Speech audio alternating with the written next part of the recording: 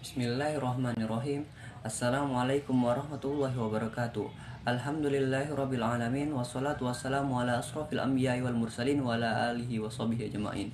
Alhamdulillah, segala puji hanya milik Allah Subhanahu wa taala. Semoga Allah yang Maha menerima taubat menggolongkan kita sebagai hamba-hamba yang istiqomah dan meraih husnul khotimah.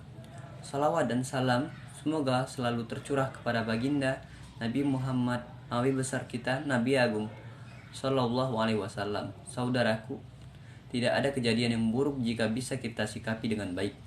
Bahkan sepahit apapun kejadian tersebut, dalam sebuah hadis Rasulullah Sallallahu Alaihi Wasallam berpesan, alangkah mengagumkan keadaan orang yang beriman karena semua keadaannya membawa kebaikan untuk dirinya, dan ini hanya ada pada seorang mukmin. Jika dia mendapatkan kesenangan, dia akan bersyukur, maka itu adalah kebaikan baginya. Dan jika dia tertimpa kesusahan, dia akan bersabar, maka itu adalah kebaikan baginya. Hadis riwayat Muslim. Mendapati kejadian yang baik pun kita tidak bersyukur, maka sesungguhnya kejadian tersebut akan berubah menjadi tidak baik. Karena karunia Allah yang tidak kita syukuri, maka tidak akan menjadi kenikmatan dan tidak akan menjadi jalan keselamatan untuk kita. Berlimpah harta, naik pangkat, tapi tidak diiringi dengan sikap bersyukur kepada Allah, maka karunia yang berlimpah itu hanya akan menjadi beban dan mendatangkan keresahan. Demikian juga dengan kejadian yang tidak menyenangkan. Jika kita tidak dihadapi dengan sabar, maka malah akan semakin mempersuram keadaan. Pikiran tersiksa, fisik menyusut, hati resah dan gelisah. Sedangkan jika kita menghadapinya dengan kesabaran, maka inilah ciri keimanan. Musibah yang dihadapi dengan sabar akan berubah menjadi jalan kebaikan, ladang amal soleh, dan mendatangkan keberkahan. Saudaraku, tujuan besar dari risalah kenabian Rasulullah Shallallahu Alaihi Wasallam adalah menyempurnakan akhlak manusia. Rasulullah Shallallahu Alaihi Wasallam bersabda, sesungguhnya aku diutus untuk menyempurnakan akhlak yang mulia. Hadis riwayat Bukhari, Ahmad, Hakim. Boleh jadi pada masa jahiliyah sebelum Islam datang, di sana sudah ada beberapa perbuatan baik yang berlaku di tengah masyarakat. Kemudian Islam datang menyempurnakannya supaya perbuatan-perbuatan baik itu menjadi akhlak mulia dan bernilai ibadah di hadapan Allah Subhanahu wa taala. Apa yang membuat suatu perbuatan baik menjadi akhlak mulia dan bernilai ibadah? Tiada lain adalah niatnya.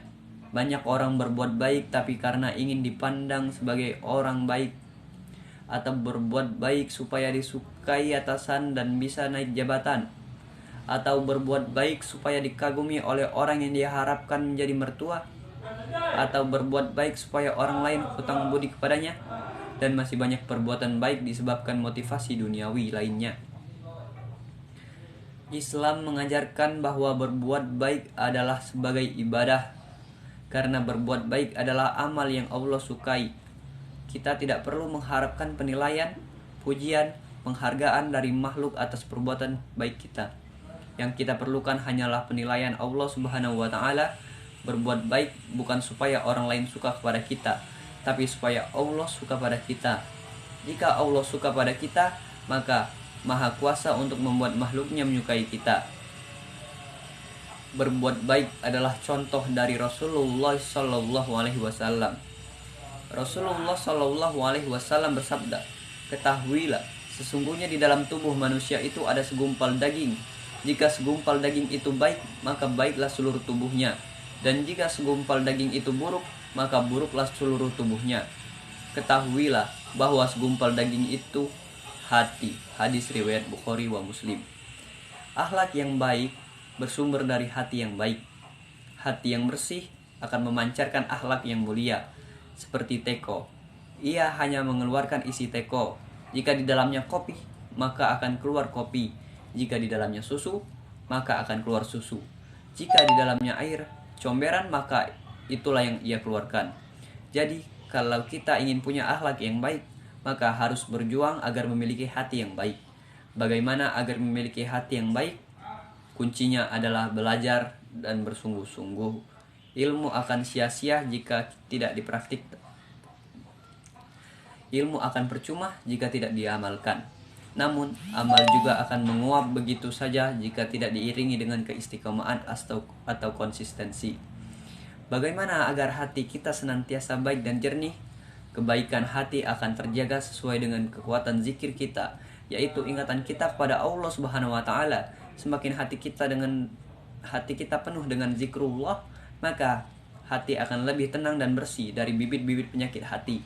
Salah satu bentuk zikir adalah setiap ucapan dan sikap kita selalu dikaitkan kepada Allah. Setiap kali akan mengucapkan sesuatu atau melakukan sesuatu, bertanyalah kepada diri sendiri, kalau saya melakukan ini, Allah suka atau tidak?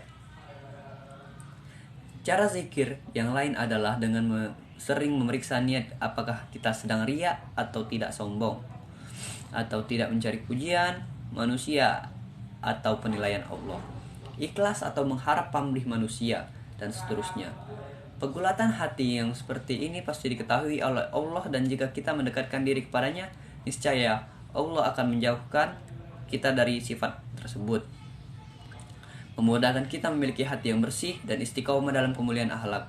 Betapa beruntung orang yang senantiasa terbimbing oleh petunjuk Allah Subhanahu wa taala dan memiliki akhlak mulia. Semoga kita termasuk orang-orang yang terampil menyikapi setiap kejadian dengan sikap yang diridhoi Allah, baik kejadian itu menyenangkan ataupun tidak. Semoga kita tergolong orang-orang yang pandai bersabar dan bersyukur. Amin, amin ya robbal alamin.